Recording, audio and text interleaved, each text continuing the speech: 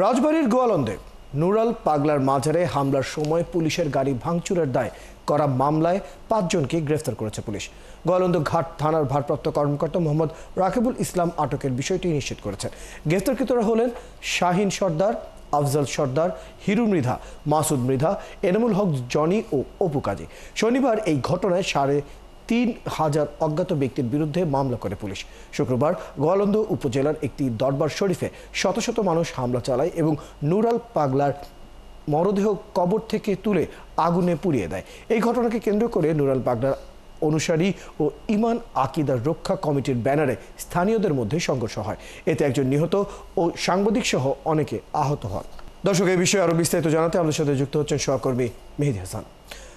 মেহেদী, পুলিশের গাড়ি ভাঙচুর ও মামলা হয়েছে, তবে মাজারে হামলা ও লাশ পোড়ানোর যে ঘটনা সে নিয়ে আসলে মামলার প্রস্তুতি কি রয়েছে, সর্বশেষ খবর জানাবেন। রয়েল নুরা পাগলার মাজারে হামলার ঘটনায় ওই দিনই কিন্তু পুলিশের গাড়ি ভাঙচুরের ঘটনা ঘটে এবং উপজেলা নির্বাহী কর্মকর্তার গাড়ি ভাঙচুরের ঘটনা ঘটে। এই দুইটি গাড়ি ভাঙচুরের ঘটনায় পুলিশ ৩,৫০০ ব্যক্তিকে আসামি করে একটি মামলা দায়ের করেছে। সেই মামলায় গতকাল রাত্রে আমরা দেখেছি পুলিশ অভিযান চালিয়ে রাজবাড়ীর গোয়ালন্দ ঘাট থানা পুলিশ এবং গোয়েন্দা পুলিশ ডিবি অভিযান চালিয়ে এই মামলার সাথে জড়িত সন্দেহে ৫ জনকে গ্রেপ্তার করেছে এবং এই গ্রেপ্তারকৃতদেরকে গ্রেপ্তারের পর রাজবাড়ীর আদালতে প্রেরণ করা হয়েছে। গ্রেপ্তারকৃতদের মধ্যে একজন কিন্তু স্বেচ্ছাসেবক লীগের গোয়ালন্দ উপজেলার সাধারণ সম্পাদক রয়েছে এবং একজন ছাত্রলীগ নেতা রয়েছে।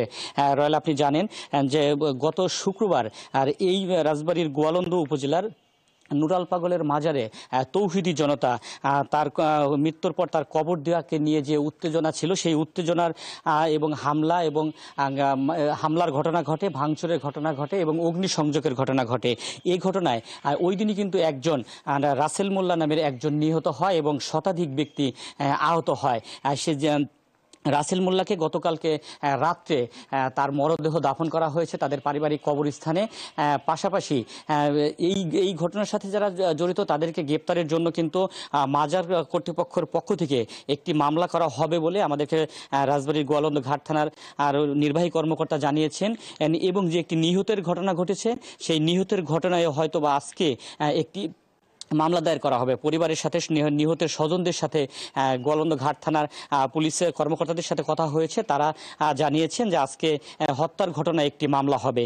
আর মাজার কর্তৃপক্ষ যারা রয়েছে তাদের সাথেও পুলিশের কথা হয়েছে। তারা মাজারে হামলা, ভাঙচুর এবং মরদেহ কবর থেকে উত্তোলনের পর আগুন দিয়ে পুড়িয়ে দেওয়ার ঘটনায় আরও একটি মামলা হবে। তাদের সাথে যোগাযোগ অব্যাহত রয়েছে, তবে এখনো পর্যন্ত মামলা হয়নি। সবশেষ খবর পর্যন্ত এই মাজারের যে হামলা এবং অগ্নিসংযোগের ঘটনা, সেই ঘটনায় একটি মামলায় দায়ের হয়েছে। সেই মামলায় ৩,৫০০ মানুষকে আসামি করা হয়েছে এবং পুলিশ চেষ্টা করে যাচ্ছে এই ঘটনার সাথে যারা জড়িত এবং এই হামলার সাথে যারা জড়িত তাদেরকে আইনের আওতায় নিয়ে আসার জন্য। ধন্যবাদ মেহেদী হাসান, খবর রাখতে থাকুন। দর্শক, আমাদের সাথে আমাদের সহকর্মী মেহেদী হাসান যুক্ত হয়েছিলেন, জানাচ্ছিলেন রাজবাড়ীর গোয়ালন্দের নুরুল পাগলার মাজারে হামলার সময় এবং তা নিয়ে সর্বশেষ খবর।